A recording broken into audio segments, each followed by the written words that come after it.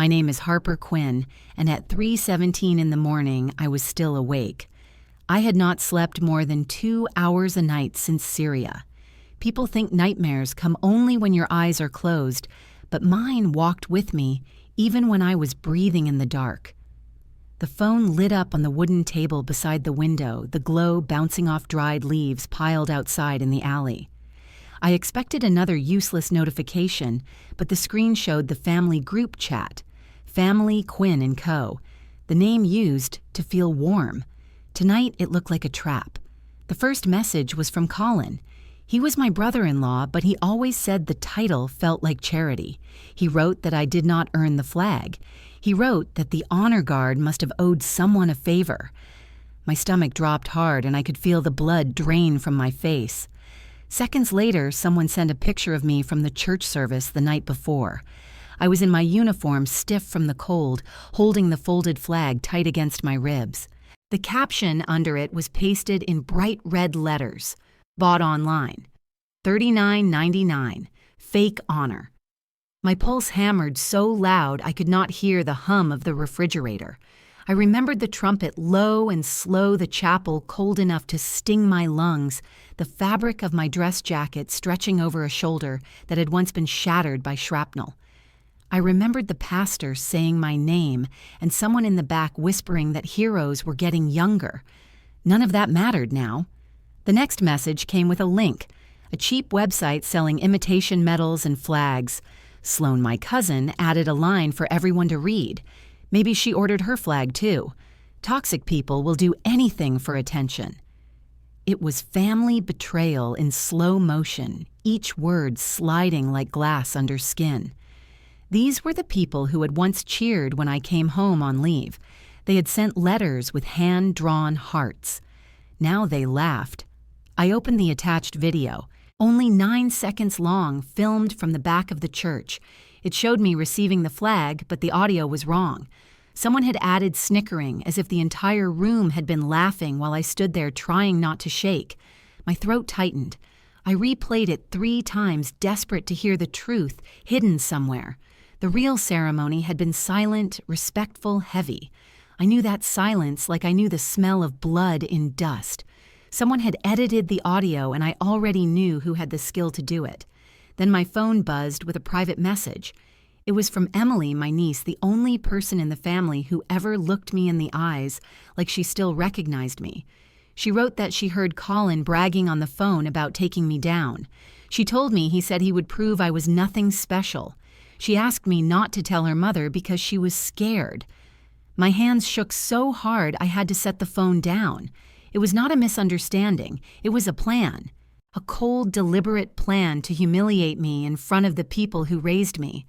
I opened my email hoping for something normal, but found another blow waiting there. The church had received a complaint that the ceremony was not valid. Someone had sent them the edited clip. They wanted verification. I could feel the breath leaving my chest. 3 soldiers had bled on my hands. 2 lived. 1 died before the helicopter even landed. None of that could be faked or bought. I walked to the desk and pulled out a small wooden box. Inside was my challenge coin from 82nd Airborne, a piece of metal taken from my shoulder, and a letter from Sergeant Whitaker. Night Viper saved us. Do not let anyone rewrite that. The phone vibrated again. Colin sent more messages. Fake soldier. Stolen valor. Family deserves the truth. The words scorched. It was not just cruelty. It was an attempt to erase me. I stared at the folded flag on the shelf. I thought of the medic bags soaked through after the blast, the radio screaming for a 9-line, and the silence when we realized one of ours did not have a pulse. I earned that flag with every breath I still took. Then another email slid into my inbox. Anonymous. I work in audio for the church. Someone requested the ceremony to be edited.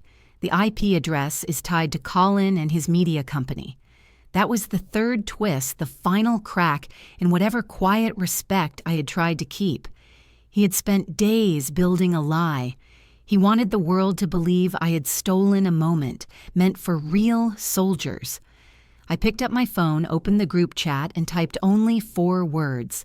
"See you in the morning." I did not shout. I did not beg.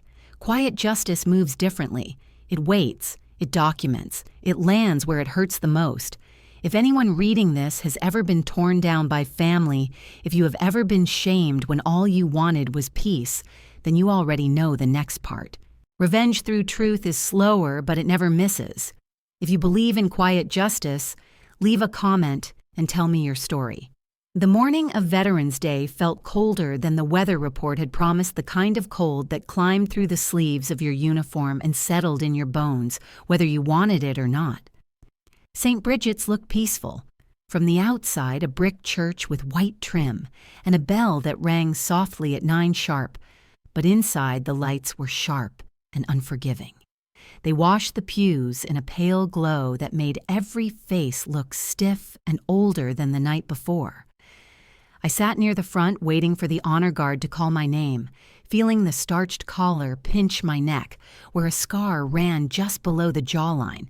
It was supposed to be a dignified moment, a quiet ceremony for those who served, but dignity never survives long when family betrayal is waiting in the back row.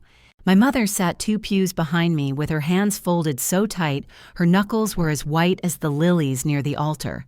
Beside her, my cousin Sloane stared at the stained glass, pretending she was too holy to look at me. And then there was Colin. He leaned back like he owned the pew, one ankle crossed over the knee fingers, tapping his phone. He noticed me glancing and smiled with only one side of his mouth, the kind of smile that never reached the eyes. He whispered loud enough for the row behind him to hear that she bought that flag. The words did not echo, but the insult did. People in older communities take these ceremonies seriously, especially in Richmond, where every street holds some kind of history. The folded flag is not just cloth. It is memory sacrifice and quiet justice, wrapped tight enough to survive years of dust. I tried to ignore him, but I could feel eyes drifting my way. A woman in a navy sweater frowned as if unsure whether she should pity me or move further down the bench.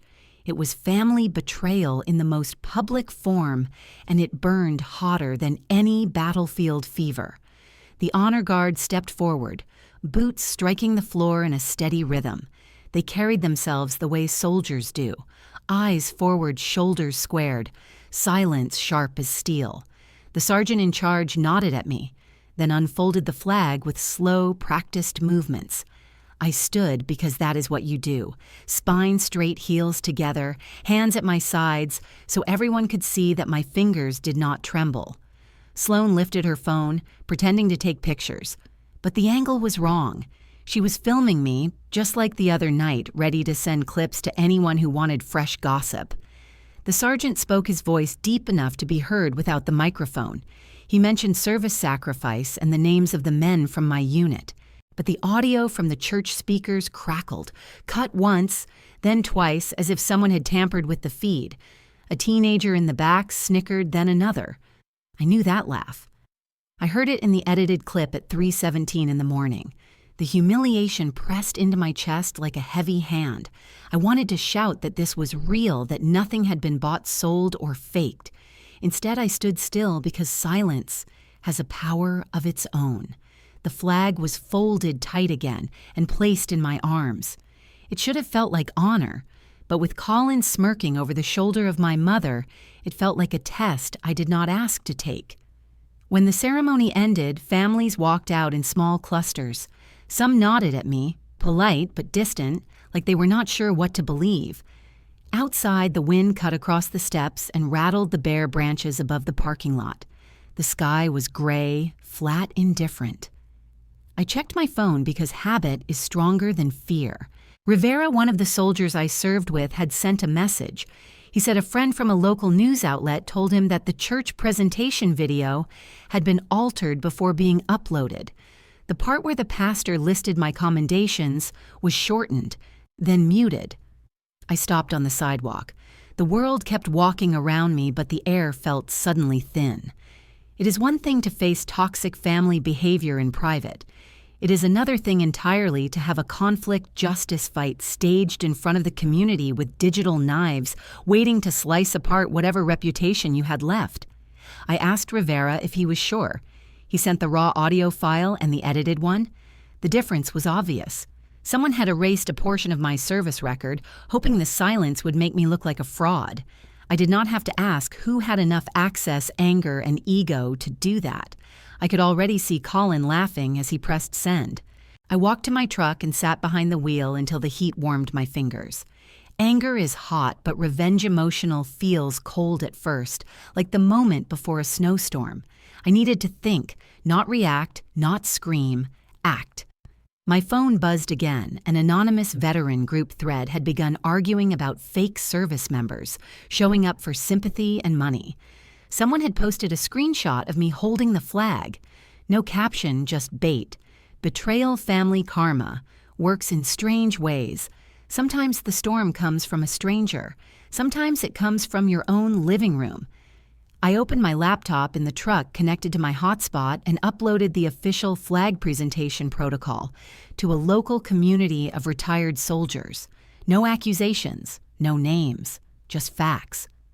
Within minutes, veterans were defending my ceremony. They cited the regulation numbers, the procedures, the official rights of medics who served in combat zones. The anti-fake voices stumbled. Some deleted their comments. Others pretended they had misunderstood. A retired first sergeant typed that if anyone had questions, they should ask the honor guard directly and stop spreading rumors like children. I sat there watching the comments flip direction. It was only a micro-revenge, barely a tap on the door of justice, but it was the first time since the night before that I felt the air move in my lungs. Colin thought humiliation would be simple. He thought I would break quietly. He forgot that soldiers learn to move without shouting. He forgot that evidence lives forever. I drove home with the flag on the seat beside me.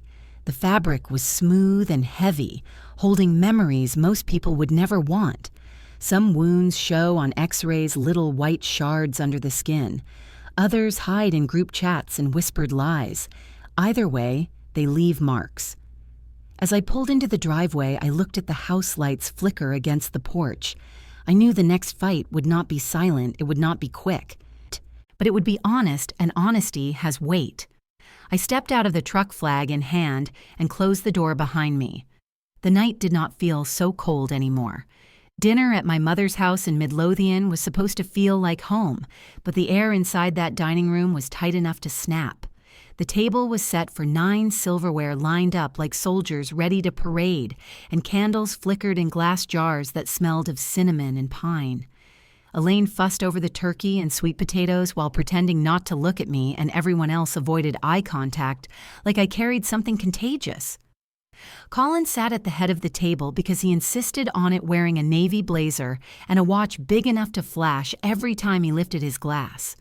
His smile stretched thin, the kind of smile a man wears when he is waiting to throw a stone, but wants witnesses first. I took a seat near the end, too tired to care about position or pride. My nephew Brandon played a game on his tablet under the table, sound-muted tapping, fast. My sister Meredith watched him instead of looking at me. No one passed the mashed potatoes my way. It felt childish, but toxic family behavior rarely bothers with sophistication. It only needs an audience. Colin cleared his throat and raised his wine glass. He tapped a spoon against the rim, and the room fell quiet. I already knew what was coming because humiliation has a familiar smell like metal and smoke. He said that some people worked hard for their honor while others pretended. A few heads shifted. Then he turned his eyes toward me and announced that stolen valor was a crime, and that faking military recognition to get sympathy was low even for someone like me. The words "fake soldier" hung in the air. I waited for someone to stop him, but no one did. Meredith stared at her plate. My mother whispered that he should lower his voice, but she did not ask him to stop. He laughed a little and said the church was already asking questions because someone had filed a complaint. He smirked at his own cleverness. Someone gasped near the far end of the table. My aunt set down her fork gently as if sound might break the fragile silence. I asked him to explain himself. He leaned back and said that people should not pretend to be heroes, especially when they bought flags for decoration. Fake soldier, stolen valor. The words were knives thrown slow enough for everyone to watch them travel before they hit. I felt my pulse in my jaw. My mother told me not to make a scene, that the family already had enough embarrassment. She said everyone was talking, and that if the story went further, it could damage the family name. Not his reputation or his lies, the family name. It was always easier to discipline the silent one than the loud liar. Colin smirked and said if I wanted to prove myself, I could tell the room what a 9-line medevac was without looking at my phone. He said real soldiers could. I stared at him. I knew what he wanted. He wanted me to freeze to look clueless so he could laugh. Instead, I recited the whole thing from memory. Line 1, location of pickup site. Line 2, radio frequency and call sign. Line 3, number of patients by precedence. Line 4, special equipment required. All 9 lines, every word, every detail, like I had said them in the back of a helicopter with sand sticking to my lips, while someone bled through their uniform beside me. When I finished, nobody clapped. Instead, Sloan gave a soft laugh and asked if I memorized that from Google before dinner. Colin added that anyone could look up fancy military phrases online. He raised his eyebrows, proud of himself. I felt the old ache in my shoulder, the one that lived under my skin like a memory of shrapnel. Instead of raising my voice, I pulled my phone from my pocket and opened a folder where I kept screenshots. I tapped the screen and passed it to him. He turned pale. They were messages he had sent 2 years earlier when he asked me for money to help his failing PR business. Messages where he called me the only stud in the family. Messages where he said he bragged about having a veteran in the family to impress donors. He shoved the phone back toward me and announced it was a deep fake. He said nothing on the internet was real anymore. He said people edited conversations to frame honest men. My mother told us to stop arguing and reminded me that I was a guest in her house, as if truth belonged to whoever sat at the head of the table. My uncle cleared his throat and asked if we could just enjoy dinner. No one defended me. No one told Colin to apologize. And that was the moment I understood something painful. Family does not always protect you. Sometimes they are the first to bury you. I smiled even though my chest felt tight. I excused myself from the table, telling them I needed a breath of air. Colin smirked and asked me not to run off to buy another flag. I stepped onto the porch and breathed in the night air until it stopped hurting. Revenge does not always begin with yelling. Sometimes it begins with a calm breath. On my way back home, I stopped at a novelty shop and bought a cheap plastic trophy, gold-colored paint, $5. The plate read, "For heroes who shop online." The next morning, before anyone woke, I placed it neatly in the center of my mother's dining table. It gleamed under the chandelier. It was petty and quiet, but every story financial wound begins with a small cut. They used my money when they needed it. They used my service when it made them look patriotic. And now they use lies to tear me down because the truth reminded them how weak they really were. Later that afternoon, my mother sent a message in the family group chat demanding to know who put the trophy there. No one confessed. I stayed silent. The irony did the talking for me. By evening, the group chat exploded with arguments. My cousins whispered that maybe Colin had gone too far. An aunt asked if stolen valor was really a thing in our family. Someone else pointed out that the church video looked unfamiliar, the audio strange.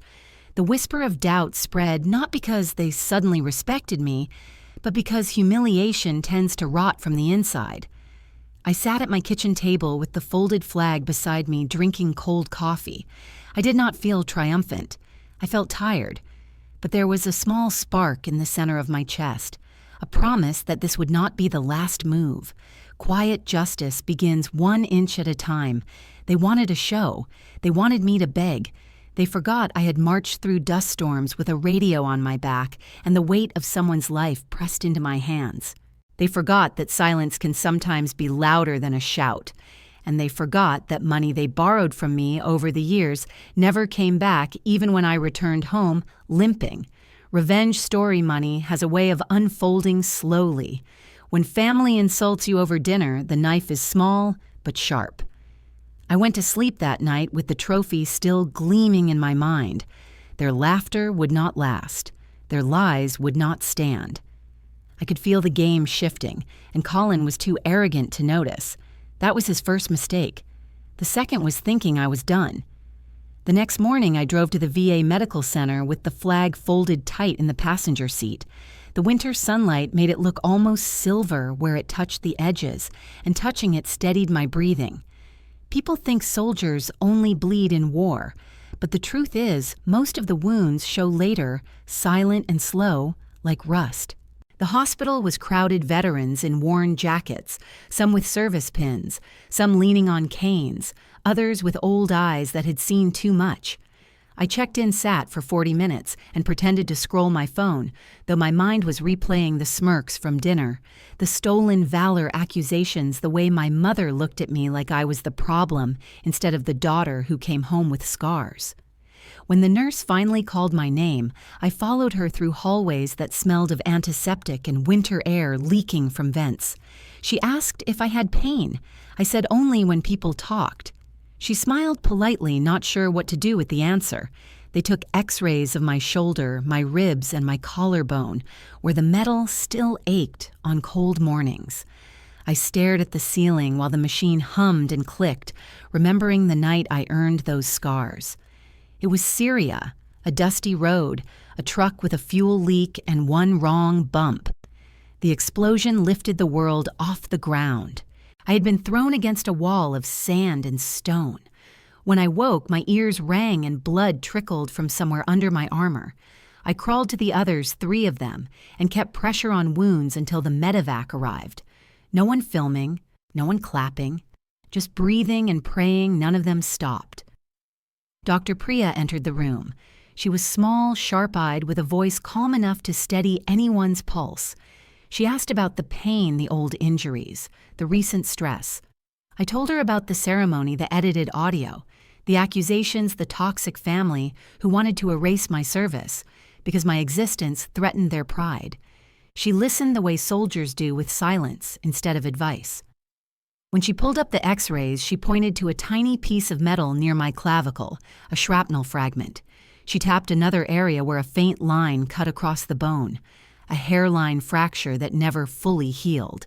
She printed the records and placed them in a folder.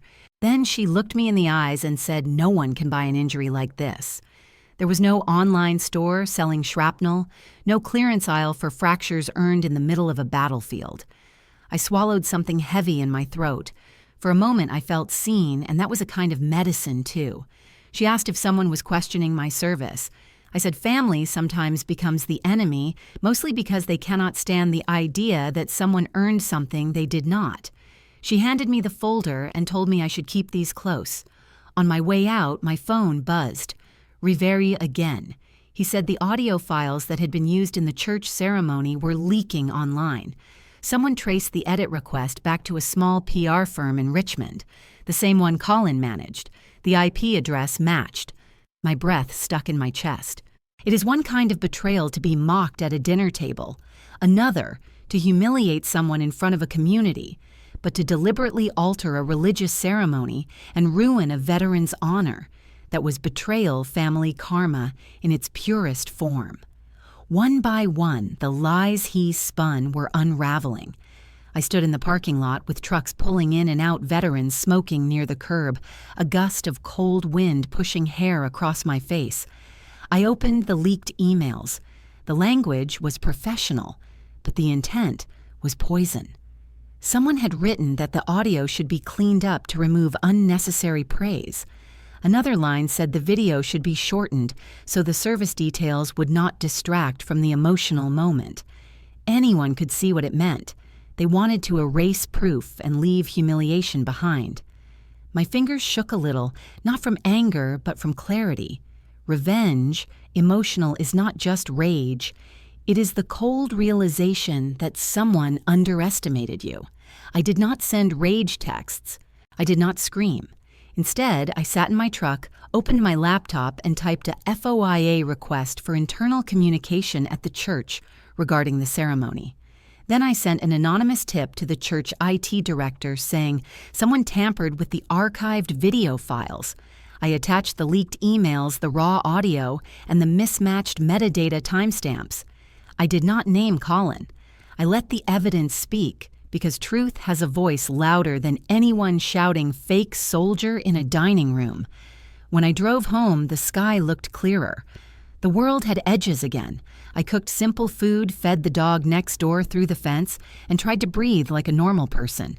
But normal left a long time ago. That night, the family group chat exploded. Someone posted that the church suspended online replay of the ceremony while investigating. An aunt thanked whoever had stepped forward with technical proof. Sloan wrote passive messages about how she just wanted peace, like she had not been filming me with a petty grin. Colin posted nothing.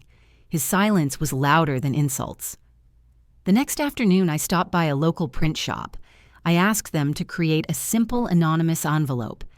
Inside, I placed copies of the VA X-rays, the medical notes, and a note that read, "These are not for sale." I mailed it to the church director, the pastor, and the honor guard commander. No threats, no accusations, just truth. By evening, messages started to appear in veteran forums. People talked about conflict justice and dignity, about how revenge through truth was cleaner than shouting. One older Marine wrote that whoever edited that ceremony forgot soldiers do not back down. Someone else posted that family betrayal hurts more than bullets. I read every message slowly. I felt a strange ache behind my ribs, a mix of anger and relief. Someone believed me. Not because I argued, but because evidence spoke. Later that night, while washing dishes, I realized something. Colin wanted me to be emotional, loud, irrational. He wanted to show the world a dramatic woman faking patriotism. Instead, I moved with quiet control. He planned a smear campaign. I planned receipts. I slept with the flag on the nightstand. I dreamed of the desert of stars over broken concrete of soldiers whose names most people would never know. I dreamed of the first time I heard the rotors cutting through the night sky. Rescue has a sound. Justice does too, even when it starts as a whisper. The next morning, the church sent a formal notice to the family group chat. They said the ceremony video had been compromised. They said they would restore the full audio and hold an additional acknowledgement for accuracy. My mother reacted with confusion. Sloan acted shocked, and Colin finally responded. He typed that this was all a misunderstanding. He said he was being targeted. He said someone fabricated email logs. But the truth was already moving. Evidence was a tide, and he was standing in water up to his chin. I put down my phone and poured myself coffee. I knew this was only the beginning, but beginnings are powerful. The world was shifting just an inch, but that was enough. Quiet justice had started. By the end of that week, the smear campaign stopped being family gossip and became something colder and bigger. On Saturday morning, the first message came from an old high school friend who lived 3 states away. She sent a link and wrote that she hoped whatever was going on was a misunderstanding. The link opened to a video of a local influencer, a man with a loud voice and too much confidence sitting in front of a ring light. The title asked a question that was not a question at all. Did she buy her military flag? He showed still images of the church ceremony, then played edited audio with laughter spliced in the same clip Colin had spread. The influencer leaned forward and said, "People need to stop faking veteran status for attention." He said it was shameful. He said the military community deserved better. The video gained thousands of views in hours. Comment sections swelled with strangers declaring I was a liar and a thief. Some people demanded my name and address. Others said women in the military were always exaggerating. It was public humiliation with a digital megaphone. By afternoon, the video spread to the Facebook group that half our extended family used. Cousins I had not spoken to in years shared it with little notes like "this is sad if true" or "always knew something was off." Toxic family voices love an audience. They love pretending to be innocent while fueling the fire. My mother messaged me asking if I could just apologize to smooth things over. She said bad press hurt everyone, not just me. It felt like someone poured cold water on the back of my neck. She did not ask whether the accusations were true. She asked why I was making noise. Family betrayal is not always dramatic. Sometimes it is quiet pressure to lie for convenience. I ignored her message and called Sir Whitaker instead. He was packing to move to a new base, but the moment he heard my voice, he went silent. When I told him what was happening, he cussed under his breath, then said he would send what I needed. Within an hour, I had high-resolution scans of the official AAR, the after-action report from Syria. It detailed what happened the night of the explosion listed. The wounded described how I performed field triage and coordinated evacuation. It named me. It also had video stills taken from body cams during extraction. Soldiers covered in dust and blood, me kneeling beside them with my hands inside torn uniforms, trying to keep someone alive. Whitaker sent my DD-214-2, the official discharge and service record. Not a rumor, not a screenshot. Government documents. I stared at them with my hands shaking, not from doubt, but from relief. These were the pieces of truth nobody could erase. But posting them online was dangerous. I knew the internet would twist anything. Instead, I found the email address of the influencer and sent the records privately. I wrote only one sentence. If you are going to talk about me, start with facts. Then I waited. Hours passed. Comments piled higher. People laughed about how easy it was to buy medals online. Someone made a meme comparing me to a reality show contestant. The shaming was relentless. At 10 that night, my phone buzzed again. A stranger sent a link with the words, "Watch this." The influencer had posted a new video shorter than the first. He held up the AAR on his tablet. He said he had been wrong. He said someone fed him edited clips and false information. He said he made an apology to the veteran involved. It did not sound forced. He looked embarrassed. He ended the video saying stolen valor accusations should never be throwaway gossip.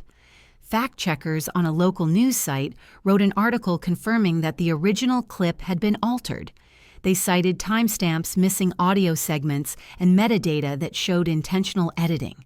The article did not mention Colin by name, but they said the request came from someone connected to a Richmond PR firm.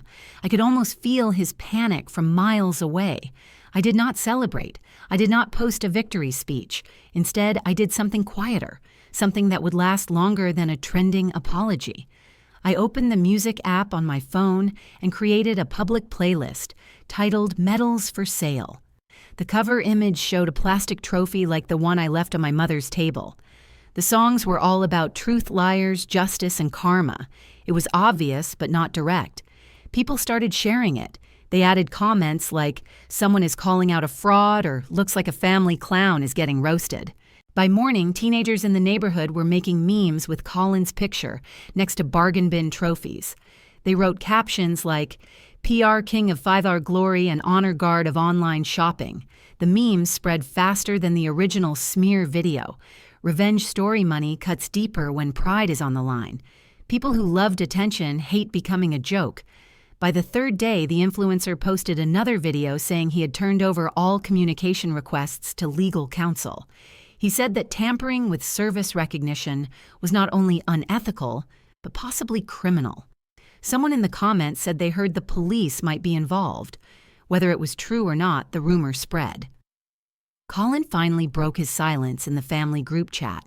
He wrote a paragraph claiming he never meant harm, that he only questioned the ceremony because he cared about integrity. He said someone hacked his work computer. He said he was sick of being blamed. No one responded, not even my mother. That quiet hurt him more than any argument. Cowards fear silence more than shouting. Later that evening, I sat on my porch with a blanket over my legs. I listened to crickets in the dark and felt the flag against my shoulder. I thought about war, about how bullets and shrapnel rip flesh in seconds, but words sometimes take longer to kill. I remembered soldiers who never came home, people who deserved more than ceremonies and speeches. I whispered their names because somebody should. The playlist kept trending. Someone made shirts with a plastic trophy printed on the chest and the words, "Not for sale." I did not buy one, but I smiled when I saw a teenager wearing it outside the grocery store. It was not the kind of justice that comes with courtrooms or judges. It was public correction.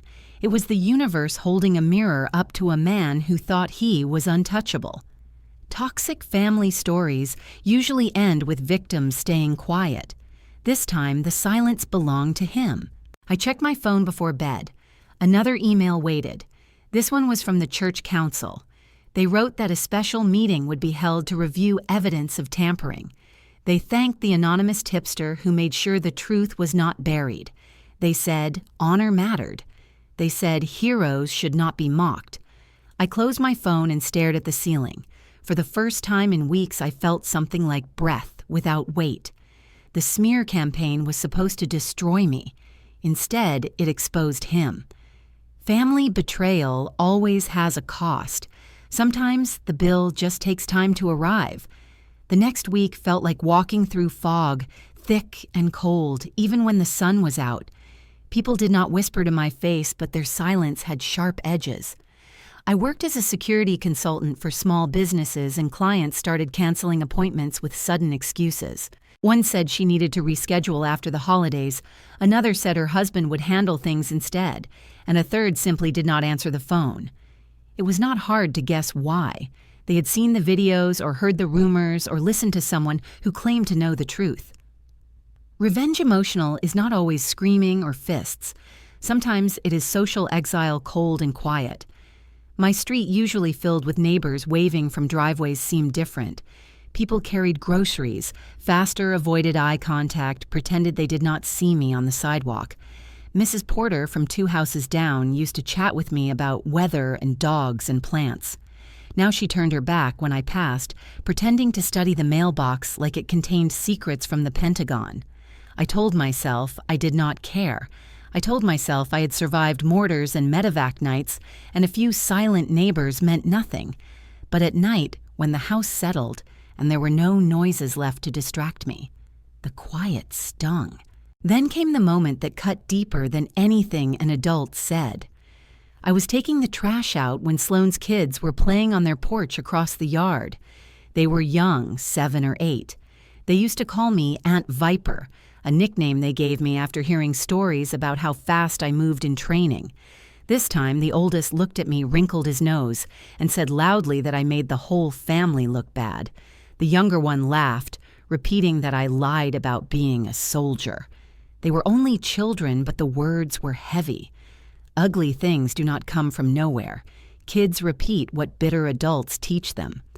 I went back inside, shut the door gently, and leaned against the wall. I thought about how betrayal family karma spreads generation to generation unless someone breaks it. The next morning, I walked toward my truck and stopped. The front tire was slashed clean through rubber, curled like a mouth frozen in a scream. The other front tire was punctured as well. Someone had taken their time. This was not random vandalism. Small-town hostility always arrives with a little flair. I felt anger crawl up my spine, but training teaches you not to react without thinking. I pulled out my phone, turned on the voice recorder, and started walking down the sidewalk, pretending to talk to myself about tire brands, crime rates, and how strange it was that only my vehicle was damaged. Halfway through the recording, Sloane stepped outside to get a package. When she saw the tires, her face did not show surprise. She asked if maybe I did it myself for attention. My voice stayed low. I said perhaps someone should check who had reason to get revenge. She shrugged, pretending boredom, but her eyes flickered toward her house. I kept recording. Later that day, a neighbor named Jordan knocked on my door. He was quiet, a single father who worked nights and slept through most mornings. He said he did not want trouble, but his front porch camera caught something. A man in a blazer walking around my truck at 2 a.m. The camera was old, grainy, but clear enough to recognize posture, the way he held his shoulders, the way he kept looking over his shoulder before kneeling by the tire. It was Colin. Seeing the footage made my stomach drop and settle all at once. Anger mixed with something colder. So this was how far he would go, destroy my reputation, poison my family, and now sabotage my car in plain sight. I thanked Jordan, sent myself a copy of the video, and promised his name would stay out of it. I spent the afternoon thinking. People like Colin survive on two things, silence and image. Take away either one, and they crumble. I printed posters showing a cartoon trophy, the same trophy from my mother's table, with a giant speech bubble that said, "Ask me how I earned my medals." At the bottom, I added a simple line talk to our favorite PR expert for instructions. I never used his name. I did not need to. Anyone in his office would know. That night, after the building closed, I slid the posters through the mail slot and taped one inside the glass lobby door, where every employee would see it the next morning. It was petty, it was childish, it was beautiful. The next afternoon, 3 different employees from the PR firm drove past my house, slowly staring. Control is the oxygen people like Colin breathe. Mockery suffocates them. I returned inside and checked the family group chat. Silence. My mother tried to invite everyone to Sunday dinner, but no one answered. The tension had become a storm cloud. The only person who messaged me privately was my cousin Ian. He said he had seen the influencer apology in the news article. He said he believed me. He said the family was scared to admit they were wrong. I thanked him, though part of me wondered if he said it only because the tide was turning. That night, I sat at my porch table with a warm mug between my palms. The street was quiet except for a few crickets and the sound of cars passing in the distance. I touched the folded flag beside me and felt the weight of everything it represented. Blood, sand, fear, survival. Not a single part of it was fake. Betrayal family karma is a strange thing. You expect it to come from strangers. When it comes from the people who sat beside you at Thanksgiving tables, it feels like a wound nobody can see but everyone can feel. The next morning, the church sent another message. They found evidence of tampering. The archive system showed deleted files, edited segments, and a login from an external device during the ceremony. They turned everything over to the pastor and council. Colin did not speak in the chat. He was drowning in his own silence. Later that afternoon, I got a message from a woman I barely knew from church. She said she was sorry for believing lies. She said she never should have judged me based on gossip. I read it twice, then set the phone face down. I was not ready to forgive anything yet. When the sun set, I turned on my porch light and sat outside again. The world felt heavy, but I was still here. I survived worse. I survived nights with helicopters cutting through smoke and sand. I survived the weight of someone's blood soaking into my uniform. I survived coming home to a family that could not stand my strength. Someone once told me every soldier has 2 wars, the one overseas and the one after. I was fighting the second one now. When I finally went inside, I wrote a short line in my journal. Truth does not shout, it waits. The night felt calmer. Maybe because the world was finally tilting toward honesty. Maybe because I had proof. Maybe because I was ready for whatever came next. Comment reclaiming respect if you ever faced toxic family pressure, but stood on your own feet. Chesterfield Court sat at the edge of town, a long brick building with tall white columns that tried to look noble, but the parking lot full of dented cars and nervous footsteps told a truer story. The hearing was supposed to be routine, just a review of the accusations that started online, but the gallery filled fast. Reporters, veterans in press jackets, church members who wanted answers, and family. My mother sat in the second row twisting a tissue like she was wringing water from it. Meredith sat beside her, stiff and pale. Sloane stared straight ahead, refusing to look my way. Colin sat with his lawyer wearing a perfect suit and the expression of a man who still believed the world would bend for him. When the bailiff called my name, a few heads turned curious. I walked to the front with the folder Dr. Priya had given me and the flash drives that Whitaker mailed overnight. My palms were cold but steady. The judge asked for statements. Colin's lawyer stood first. He spoke in a smooth voice, explaining that the original video showed inconsistencies in my recognition ceremony. He said the church had concerns. He said the community deserved transparency. He never used the words fake soldier, but the accusation hung in every syllable. When he sat down, Colin crossed his arms and leaned back like a king, waiting for his crown. The judge turned to me. I handed her the folder. She opened it slowly, studying the x-rays, the medical notes, the radiology signature. She read the line about the shrapnel fragment lodged near my clavicle. She read the part that listed the hairline fracture. She read the notation about blunt force trauma seen in combat medics caught near an explosive detonation. Then she called Dr. Priya forward. The courtroom went still. Priya explained with clear, steady words that these injuries were not theoretical. They were not cosmetic. They were not something a person could fake for attention. You cannot buy shrapnel. You cannot order bone fractures on the internet. She said I had carried those injuries for years. She said they were painful and permanent. Colin shifted in his chair, jaw tightening. The judge nodded, thanked Priya, and asked if I had more. I signaled to the bailiff, and he carried the flash drive to the clerk. The screen near the jury box flickered on.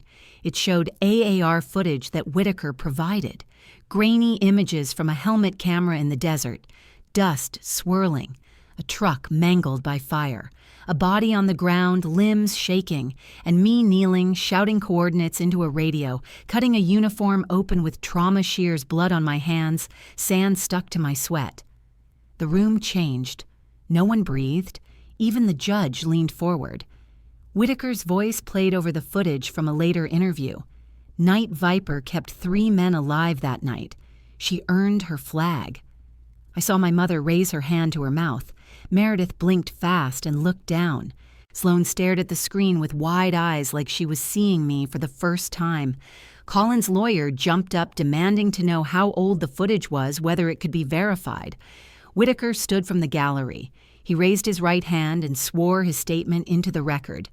The judge accepted it without hesitation. Then came the twist. The district's forensic IT analyst stepped forward. She spoke calmly while she held up printed email logs. The original church video had been altered. Audio tracks were cut, laughter was added, commendation lines were removed, and the request to edit those files came from an IP address tied to a private PR firm in Richmond, one managed by Colin. The emails included receipts for payment to the influencer who posted the smear video. The influencer had already confessed and turned messages over to investigators. The analyst placed everything into evidence. The judge stared at Colin like she was studying a broken object someone tried to sell as new. Colin's lawyer stuttered, saying his client had been hacked. The judge asked for proof. There was none. The gallery whispered all at once. More than humiliation, it was exposure. The world saw him stripped of his charm and excuses. The judge ruled clearly and without ceremony. The accusations against me were false. The court recognized my service as legitimate and honorable. She said that the smear campaign was malicious and deliberate. Then she ordered an injunction. Colin was legally barred from speaking about my service again, online or off. She ordered him to issue a public apology through the same platforms used to spread the lies. She also said he would pay restitution for damages caused, including vandalism and business loss, if proven. Colin's mouth fell open. His lawyer tried to protest, but the judge shut him down with a single sentence. You do not get to destroy a soldier's honor and hide behind silence. Betrayal family karma arrived in a courtroom wearing a black robe and speaking in clear sentences that cut deeper than anger ever could. The bailiff motioned for everyone to stand as the judge left. People rose slowly. Some turned toward me, nodding with respect they had not shown before. A Marine I recognized from the church placed his hand over his heart. My mother stood stiff, eyes red. Meredith whispered something to her. They did not come toward me. They did not apologize. But they did not defend him either. That silence was louder than any confession. As I stepped toward the exit, a reporter asked for comment. I said nothing. The truth was already big enough. Outside the courthouse, the air felt warm for November. The sky was a clean blue and fallen leaves crunched under my boots. Whitaker walked beside me, hands in his pockets. He grinned without showing his teeth and said that justice does not always roar. Sometimes it just stands up straight and lets liars fall. I asked if he thought it was over. He shook his head. People like Colin never surrender the first time they lose, but losing in public wounds them deeper than anything else. Revenge story money comes when pride collapses in front of witnesses. I reached my truck. The tires had been replaced. The paint was washed. It looked new again. I touched the hood and felt a strange peace settle in my bones. As I opened the door, a group of veterans waiting near the steps saluted me. Not the kind of salute you give out of habit, the kind you give because someone earned it. I saluted back. I started the engine. The folded flag lay on the seat beside me. For the first time in weeks, I did not feel like I was carrying proof. I felt like I was carrying truth. As I drove away, the courthouse behind me looked smaller. Justice had spoken, and the world could hear it. The echo of the judge's ruling followed Colin like a shadow he could not outrun, even though he tried to pretend it meant nothing. The next week, his PR company looked the same on the outside, the same polished logo, the same glass doors, the same employees walking in with coffee cups and nervous smiles, but something in the air had shifted. Clients who once called him a genius of digital strategy began canceling contracts quietly. One construction group said they were re-evaluating their representation. Another paused their campaign and demanded transparency, and a third pulled funding entirely. Investors who once sent him holiday baskets and wrote emails filled with praise stopped responding. Bills remained unpaid. Salaries became uncertain. People who sat in meetings pretending to admire him were now whispering in hallways, scrolling through their phones, and reading the news story about how a veteran ceremony had been edited to humiliate her. Some looked uncomfortable. Others looked angry they had hitched themselves to a sinking ship. Colin tried to fix it with his usual charm, but charm without credibility is just noise. Meanwhile, local veteran groups were not silent. Someone compiled footage of real medics under fire talking about the things they carried, the blood they washed from their hands, the lives they tried to save. They posted the clip online with a caption that said, "Real medics save lives. Harper Quinn is one of them." The video spread faster than the smear campaign ever did. Dozens of veterans stitched the video with their own testimonies, some holding up dog tags, some holding photos of the ones they lost, and some simply saying, "No soldier should ever have to defend their service to family." The community that once looked away was now looking directly at the truth. It was not loud revenge. It was honest and simple and powerful enough to silence the lies. Colin's public apology was released, but it did not help him. His voice sounded forced, his eyes too wide, his tone too polished. It had the shape of remorse, but not the weight. People in the comments tore it apart. Some asked if he apologized because he was sorry, or because the court demanded it. Others posted screenshots of the forensic IT evidence and laughed. The humiliation he wanted for me had turned on him sharper and heavier, but arrogance rarely dies quietly. A week later, Colin filed a countersuit claiming emotional distress and loss of income. He said he was the target of a coordinated smear campaign. He accused me of manipulating evidence and weaponizing veteran communities. His lawyer filed glossy documents with long paragraphs filled with dramatic language but little substance. The court accepted them because that is how the system works. Lies get a microphone before they get silenced. The discovery process began.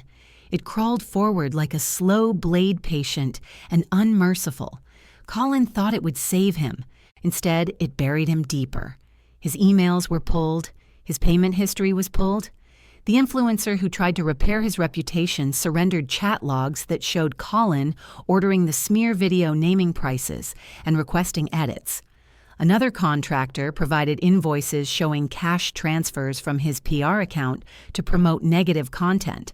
Every attempt he made to smear me now sat in organized folders with timestamps and signatures. The truth was no longer a rumor. It was documented, notarized, and stamped by the legal system he tried to manipulate. When the evidence was shown to the court, Colin's face cracked. Not a full collapse, just a small tremor in the jaw, a flash of panic in the eyes. The look of a man who suddenly realized the world he built on lies was turning to sand. His lawyer requested a recess. The judge granted it. The gallery whispered like wind rustling through dry leaves. My mother did not sit with him. She sat alone. I did not know whether that was guilt or fear or something else entirely. When the recess ended, Colin withdrew the lawsuit with a trembling hand. He wanted it to disappear, but the damage had already been done. Headlines spread across local news. PR firm owner accused of targeting veteran. Radio shows discussed the case. People called in saying they were tired of bullies hiding behind money, and the quiet part, the one he never expected, came next. Some of his employees filed internal complaints saying they felt pressured to participate in negative media campaigns. An investor demanded repayment of funds. A partner company froze their contract. The fallout had teeth. Revenge story money does not always arrive with a dramatic punch. Sometimes it arrives as unpaid invoices, destroyed reputation, and a business bleeding out in slow motion. Meanwhile, I focused on something very different. I gathered supplies for the VA unit I used to treat with Whitaker. Small things soldiers often need but rarely ask for. Socks, gloves, notebooks, snacks, phone chargers, heat packs, handwritten notes from local school kids thanking them for their service. I packed everything in a cardboard box labeled Hero Box and shipped it with no return name, only a message inside that said, "You are not forgotten." 1 week later, a local journalist wrote a feature about it. The story appeared in the weekend paper above the fold, showing photos of soldiers opening the box, smiling like someone had handed them sunlight. The article explained that a veteran who had been wrongly accused was giving back in silence. No name was printed, but everyone who followed the story knew. The town changed again. Strangers stopped me in grocery lines to say they were sorry. A mechanic down the street repaired my tires for free. A teenage girl from church left a note on my porch that said, "You inspired me. I want to serve someday." The betrayal still hurt, but something larger was growing in its place. Respect. The kind earned, not demanded. But every story with a villain has a moment where the villain tries one final time to rise. Late one night, while I was washing dishes, a message appeared on my phone from an anonymous number. It said, "This is not over. You ruined me." Then another message followed.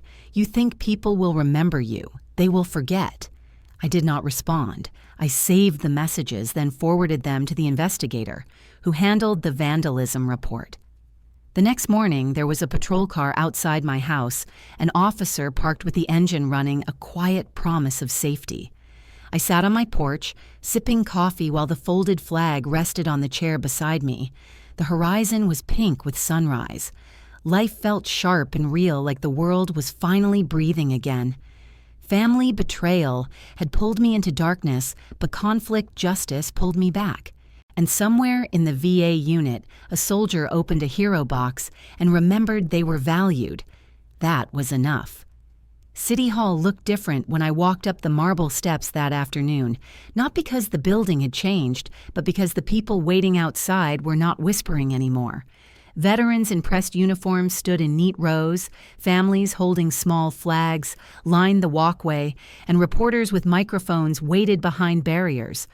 The mayor had announced a commendation ceremony to correct the harm done to a soldier whose honor had been publicly attacked, and even though my name was never printed, everyone already knew. The doors opened, and the crowd moved inside, filling the main hall that echoed with footsteps and the soft murmur of anticipation. The ceiling was high, the kind that made voices sound important, and sunlight spilled through tall windows, lighting the room with warm gold. I wore my dress uniform not because I needed validation, but because it held my history in every thread. My mother walked behind me slowly, not touching my arm, not speaking, just watching the floor. My sister kept her eyes forward. The betrayal that once felt like a knife now felt like a scar, painful but no longer bleeding. At the front of the hall, the mayor stood behind a podium with the city seal shining under spotlights. When he asked everyone to rise, the entire room stood. Not a shuffle, not a complaint. They rose like a single breath. The mayor spoke about service sacrifice and the responsibility of a community to protect its own. He said words I did not expect, that when lies are allowed to spread, they do more damage than bullets, and that today was about conflict justice and restoring truth. Then he called my name. I walked forward, shoulders straight, boots silent on polished floor. The crowd clapped slowly at first, then louder, until it echoed through the pillars. The mayor presented a commendation plaque engraved with my name and unit and thanked me for my service. I nodded, unable to trust my voice for a moment. Then he said there was one more thing. The double doors at the back of the hall opened and the honor guard walked in. Their uniforms sharp, their steps measured, the room fell silent. They carried a folded American flag, crisp and perfect. No doubts, no edits, no poisoned whispers.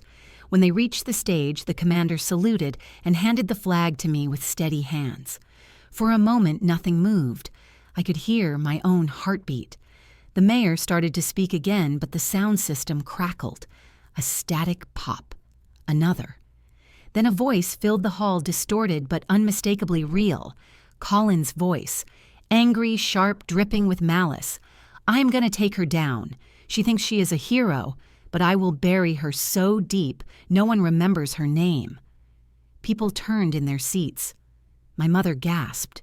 The sound engineer scrambled at the control table trying to mute the feed, but the voicemail played to the end. The last line cut through the hall like a blade. She will regret she ever put on that uniform. Silence followed, heavy and stunned. Then a reporter near the aisle shouted that the audio came from the investigation released legally as part of the injunction. The mayor demanded to know who accessed the speaker channel. The technician pointed to the sound booth, where a young staffer looked pale and terrified as security escorted him out. But the attention shifted fast. Colin stood near the back, face bright red, breathing fast sweat collecting around his collar. Someone in the crowd recognized him and pointed. That is the man who tried to ruin her. Another voice said, he is the reason the church had to correct the ceremony. A third yelled that men who attack veterans deserve handcuffs. Colin tried to walk out quietly, but the crowd was already rising. Not violent, not chaotic, just firm and united. People stepped into the aisle, blocking his path. He turned the other direction, but more veterans stood shoulder to shoulder. He mumbled that the audio was fake, that someone hacked his phone, but no one listened. The mayor signaled security, and they moved toward him slowly, not rushing, just making it clear that he was leaving the hall under escort. As they walked him away, people did not cheer. They stared. The kind of stare that strips a man of every excuse he ever used to hide behind pride. The kind of stare that says the world finally sees who you are. Colin's footsteps echoed down the marble floor, smaller and smaller, until the doors closed behind him. The room stayed silent for a long breath. Then the mayor turned toward me and asked if I wanted to speak. I did not prepare anything. Words came from somewhere deeper than anger. I looked at the flag in my hands, the same weight I held in the desert when wind blew sand through the night sky. And I said one sentence, "This flag is not for sale." The hall erupted. Not wild cheering, not chaos, but something steadier. A standing ovation filled with dignity. Honor Guard members saluted. Veterans nodded with respect. Even people who had once doubted me, stood tall like truth, had pulled their spines straight. Revenge emotional is not about screaming or destroying someone. It is watching the world correct itself inch by inch until the lies collapse under their own weight. The mayor thanked me. The plaque was photographed. Reporters asked for statements and families lined up to shake my hand. A woman with silver hair hugged me and whispered that her husband died in Iraq and that seeing justice today helped a wound she never talked about. A young girl with braces asked if soldiers get scared. I told her everyone gets scared. Courage is just choosing to walk anyway. My mother approached slowly. She did not apologize, not with words, but her eyes were red and her hands trembled. She touched the edge of the flag and whispered that she was proud. I wished she had said it earlier, but some victories arrive late, and I learned to accept them. The news played the ceremony on local stations that evening. The radio replayed the voicemail not for humiliation, but as proof of accountability. People shared clips titled, "The Room Stood." Someone cut together a montage of the honor guard walking in the voicemail interruption and the final line I spoke. It felt surreal watching truth sweep through a community that once believed lies. The folded flag rested on my lap as I sat in my truck parking lot emptying around me. I did not feel triumphant. I felt clean, like a long storm had finally blown past. Betrayal, family karma had finished its circle. Not with fists, with truth. If you believe quiet justice is stronger than loud revenge, comment, "Quiet justice." The irony of what happened next still makes me shake my head, because a man who once called me a fake soldier came back like a salesman with a shrinking wallet and a bruised ego. 2 days after the City Hall ceremony, while the folded flag rested inside a shadow box on my kitchen wall, my phone buzzed with a call from an unfamiliar number. I almost ignored it, but something told me to answer. Colin's voice came through shaky and thin, stripped of the arrogance he used to carry like perfume. He said he wanted to talk, just talk, because things had gotten out of hand and maybe we could fix this together. He used words like narrative and public perception and brand rehabilitation, as if my honor was a marketing strategy instead of my life. He tried to sound humble, but desperation clung to every syllable. He said investors had pulled out, clients were gone, and the firm was weeks from collapse. Then he offered money, real money. He said if I helped him clean up the story, he would compensate me, and we could release a joint statement saying there had been a misunderstanding. He said he only wanted his life back. I let him talk until he ran out of excuses and self-pity. Then I asked a simple question. Why did you want to take me down in the first place? His silence felt louder than any insult he ever threw at me. Finally, he said the words that revealed everything. I hated that everyone liked you more. I hated that the family called you a hero. You left and came back and everyone praised you while I worked and nobody cared. Jealousy.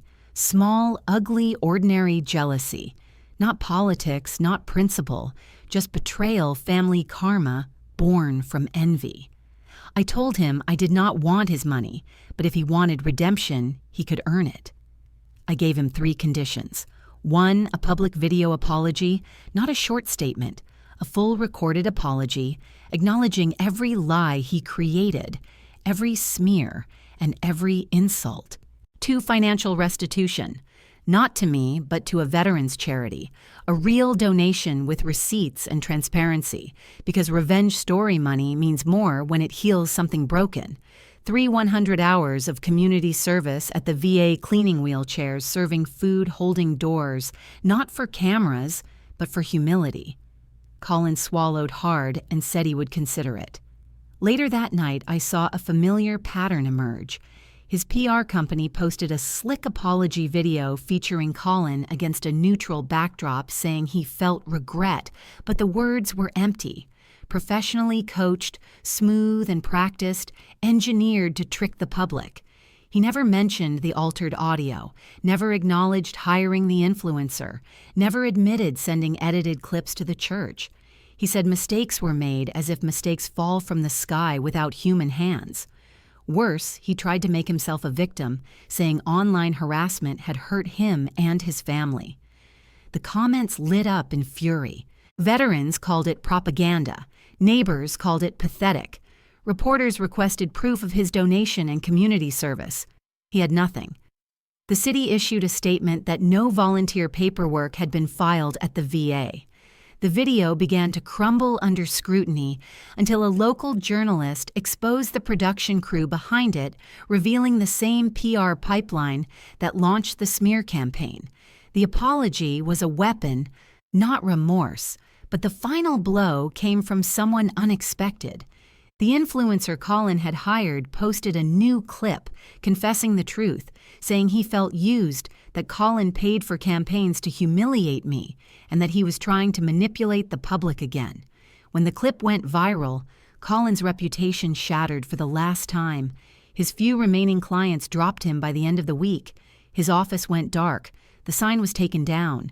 The parking lot sat half empty with faded lines and cigarette butts. That should have been enough. But betrayal family karma had one more quiet note to play. A month later, my unit organized a small ceremony for wounded veterans. They needed people to help set up chairs, put out water, and sweep the hall.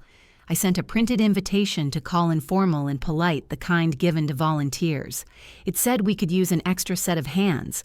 I knew he would never come. He did not. The newspaper ran a brief story about the event and mentioned that community volunteers assisted except one invited guest who declined without response. People in town understood. The silence was its own confession. Micro-revenge can be loud or silent.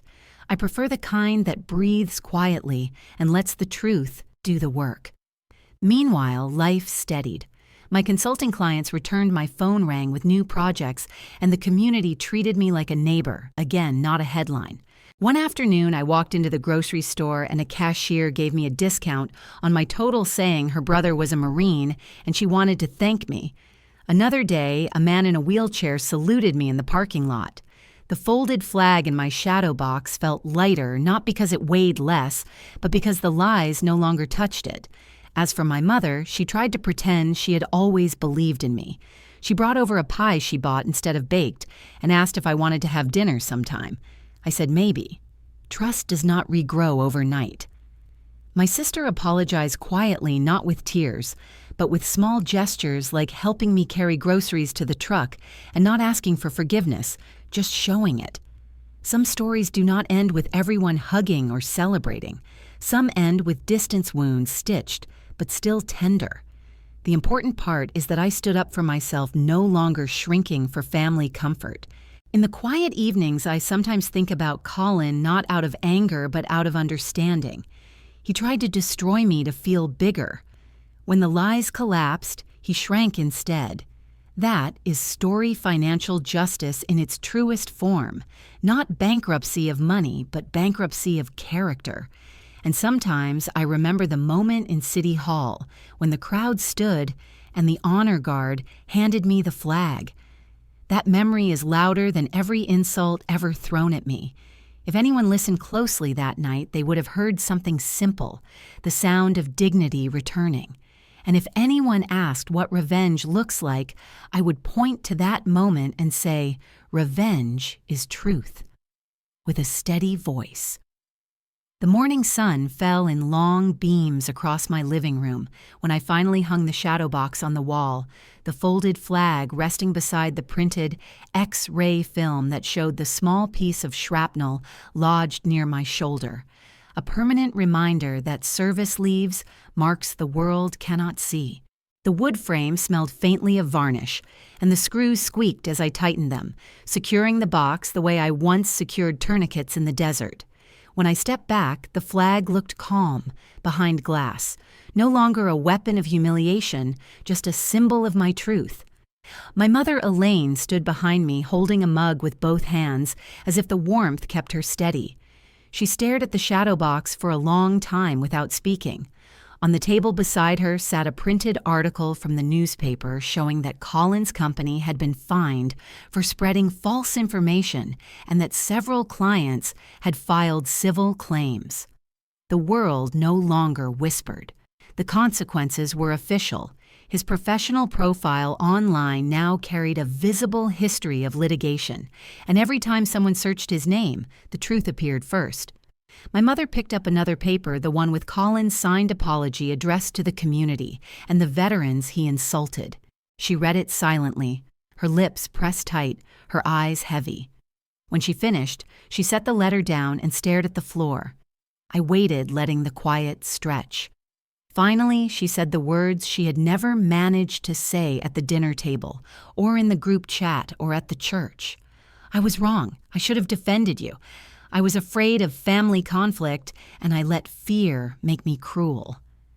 Her voice trembled, and for a moment she looked smaller than I had ever seen her. I did not rush to comfort her. Betrayal family karma did not vanish just because someone finally recognized it, but I nodded because sometimes acknowledgement is the beginning of repair. Still, trust has to walk, not run. She asked if we could start over. I told her we could move forward slowly. She squeezed my arm, whispered that she loved me, and walked outside with the sunlight on her face. In another life, that moment might have broken me, but now it felt like the last crack sealing shut. Meanwhile, my life did not stay frozen in that dark season. The VA invited me to speak with younger female veterans struggling to readjust to civilian life. Some had been medics, some engineers, some clerks, but every woman carried a story that a uniform could not tell. I started something small, a weekly session at the VA Community Center. Someone jokingly called it Night Viper Sessions, and the name stuck. At first, a few women came sitting in a circle of metal folding chairs, tapping their feet, unsure whether sharing their stories would bring judgment or relief. Then more started showing up, drawn by the chance to talk to someone who understood nightmares that arrived uninvited and the strange emptiness of returning home where people expected you to act normal. We laughed sometimes. We cried sometimes. We learned that quiet justice also means rebuilding, not just surviving. In those rooms, no one cared about awards or rank. We cared about breathing, about staying steady, about forgiving ourselves for things we could not control. Mentoring them became the most meaningful work I ever did. One night, a young medic named Brianna told me she finally slept through a full night without waking in panic. She said seeing the X-ray in my shadow box gave her a strange comfort because it meant wounds could be real, even when invisible. Another woman said she had been hiding her PTSD from her family because she did not want to be called dramatic. I told her I once had to prove my pain to people who should have protected me, and that truth should never have to beg for permission. Around town, things shifted in small but noticeable ways. Neighbors waved again. The pastor from St. Bridget's asked me to speak on Veterans Day next year. A bakery sent bread to my house with a card that said, "Thank you for your service." The world had not changed overnight, but it had changed enough. Sometimes I drove past the old office where Colin once worked. The sign had been removed and the windows covered in brown paper. Betrayal family karma has a quiet sting when the damage arrives through official channels instead of revenge. It reminded me that justice, when patient, can cut deeper than anger. One evening, my sister came over with her kids. They played with my dog in the backyard while she stayed inside washing dishes with me. Water ran over plates, the sound soft and steady.